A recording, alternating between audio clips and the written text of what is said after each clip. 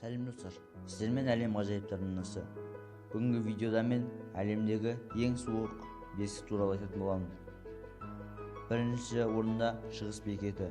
Тегіс деңгейінен 3500 метр биіктікте, оңтүстік геомагниттік полюсте орналасқан. Зерттеу бекеті орыстарға тиесілі. Онда қашанда жантүршіктер суық болып тұрады.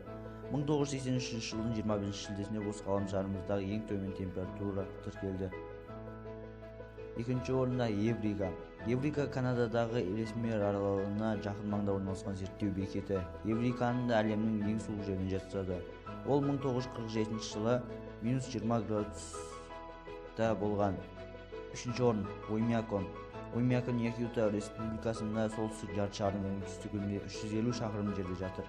1926 жылы осы жерде температураның рекордтық төмен көрсеткіші -71,2 градус болған. Төртінші Денали. Денали немесе МакКинли тауы солтүстік Американың ең биік шыңы саналады. Ертеден ақ жер бетіндегі ең суық тау деген лауазым алған. Қыста ауа температурасы -40 градус болады. Таудың биіктігі 6194 метр.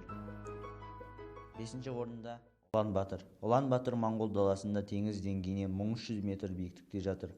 Оған әлемдегі ең суық астана деген берілген. Қаңтар айында ауа температурасы -16 градустан түспейді. Бүгінгі видеода достар әлемдегі ең суық топ 5 жайлы айттық.